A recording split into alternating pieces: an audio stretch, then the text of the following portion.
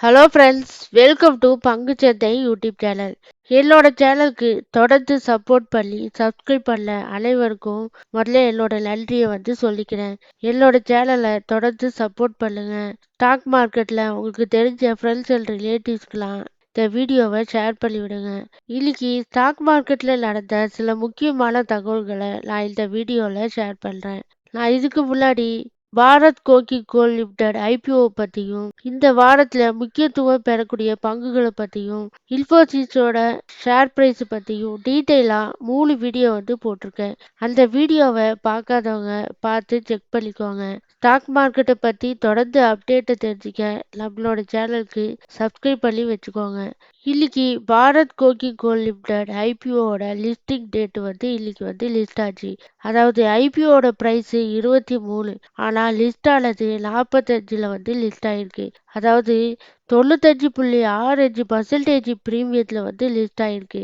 இந்த ஐபிஓ எனக்கு கிடைக்கல. உங்களுக்கு யாருக்கெல்லாம் கிடைச்சிருந்துச்சுலாம் கமெண்ட்ல பதிவு பண்ணுங்க.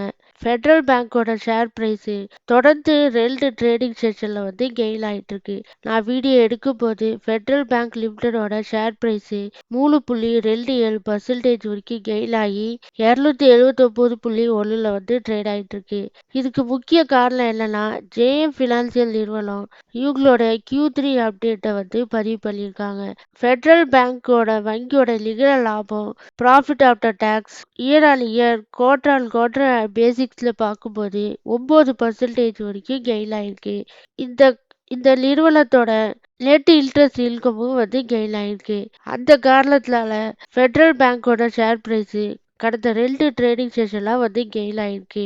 ஃபெடரல் பேங்கோட இந்த நிறுவனத்துக்கு மோதிலால் ஓஸ்வால் நிறுவனம் இப்ப இருக்க பிரைஸ்ல 310 வரைக்கும் போகலான்னு அவங்களோட கணிப்பை வெளியிட்டிருக்காங்க.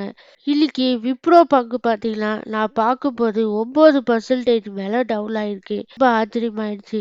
இதுக்கு என்ன காரணம்னா, அவங்களோட Q3 அப்டேட் சரியா கொடுக்காததுனால மார்க்கெட் எதிர்பார்த்த எஸ்டிமேட்டை பீட் பண்ணாததுனால இந்த ஸ்டாக்கை ஒரேடியா அடிச்சிருக்காங்க.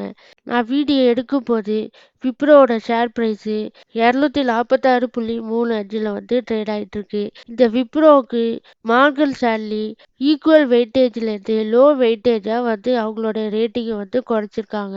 அதாவது 270ல இருந்து 242 வரைக்கும் போகலான்னு அவங்களோட கணிப்பை வெளியிட்டிருக்காங்க. இது இல்லாம ஜெப்ரீஸ் நிறுவனமும் விப்ரோக்கு 220 வரைக்கும் ரேட்டிங்கை குறைச்சிருக்காங்க. அதனால நீங்களும் நல்லா அனலைஸ் பண்ணிட்டு இந்த ஸ்டாக்கை ஹோல்ட் பண்ணலாமா செல் பண்ணலாமான்னு உங்களோட ஃபினான்சியல் அட்வைசரை கன்சல்ட் பண்ணிட்டு ஒரு முடிவெடுங்க. அடுத்ததா இன்னைக்கு சில்வர் பார்க்கும்போது தொடர்ந்து ராக்கெட் வேகத்துல ஏறிட்டு இருக்கு. மல்டி கமாடிட்டி எக்ஸ்சேஞ்சில் சில்வரோட விலை இன்னைக்கு ரூபாய் 3 லட்சத்தை தொட்டிருக்கு. அதாவது இதுவரைக்கும் இல்லாத அளவுக்கு ஒரு புதிய ஐய தொட்டிருக்கு.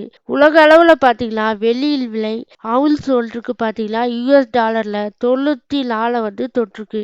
இதுக்கு முக்கிய காரணம் என்னன்னா, அமெரிக்க அதிபர் டொனால்ட் ட்ரம்ப் ஐரோப்பில் வரக்கூடிய பொருட்களுக்கு அதிகமான வரியை விதிக்க போறோம்.